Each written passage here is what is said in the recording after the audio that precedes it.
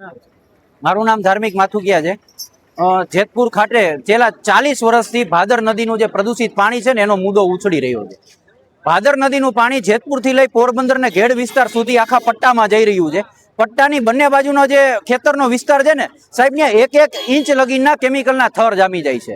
અમે અનેક વખત રજૂઆત કરી, આ મહિનાની અંદર જ 5 વખત તો રજૂઆત કરી છે, છતાંય પણ આ લોકોનું કઠોર મનોબળ છે. ક્યાંક ને ક્યાંક હપ્તાઓ મળી રહે છે, એને લઈને એમનું પેટનું પાણી નથી વળી પડતું. એટલા માટે આજે અમે સમગ્ર ટીમ અહીં આવી અને રજૂઆત કરી હતી. આજે સવારનું જ ભાદર નદીનું પાણીની બોટલમાં ભરી અને જીપીસીબીના ઓફિસર પાસે ગયા અને એમને કીધું કે તમે 1 ગ્લાસ પાણી પીવો, અમે 2 ગ્લાસ પાણી પીશું. પણ સાહેબ, ખૂબ દુઃખ સાથે કહેવું પડે કે સાહેબે પાણી અડવાની પણ ના પાડી દીધી. એનો મતલબ એવો છે કે સાહેબે સ્વીકાર કરી લીધો કે આ પાણી પણ ઝેરયુક્ત છે, આ પાણી પણ ફૂલ કેમિકલ વાળું છે, આને પીવાય નહીં. સાહેબને બધી જ ખબર પડે છે, પણ છતાં પણ આજથી સુધી અહીં એક્શન લેવામાં નથી આવ્યા. જેને લઈ અને આજે આમ આદમી પાર્ટી એની સમગ્ર ટીમ અહીં ઉપવાસ પર બેસવાની છે. અને જ્યાં સુધી આનું સોલ્યુશન નહીં આવે, જ્યાં સુધી આ મુદ્દાને લઈને કોઈ નક્કર પગલાં નહીં ભરવામાં આવે, ત્યાં સુધી સમગ્ર ટીમ અહીં આમરણના ઉપવાસ કરવાની છે.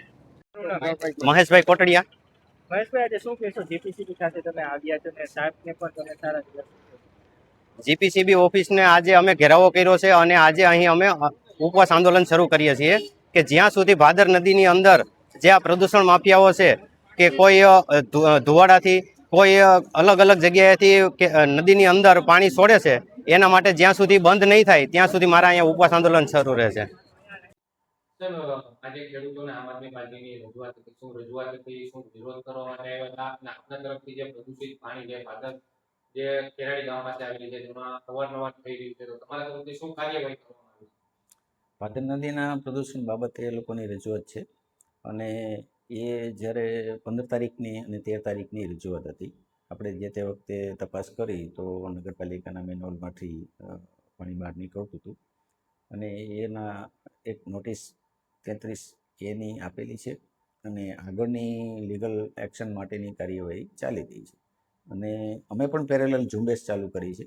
જે કોઈ આ ડ્રેન સિવાયના નદી નાળામાં પાણી છોડતા પકડાય એને અમે એક્શન લઈ રહ્યા છીએ. આ ઉપરાંત નગરપાલિકાને પણ અમે જાણ કરી છે કે ભાઈ જે ડ્રેનમાં કોઈ ઇલીગલ કનેક્શન કદાચ હોય તો એ બધું તપાસ કરી શોધી અને અમને બોલાવે તો અમે એના ઉપર પણ એક્શન લઈશું.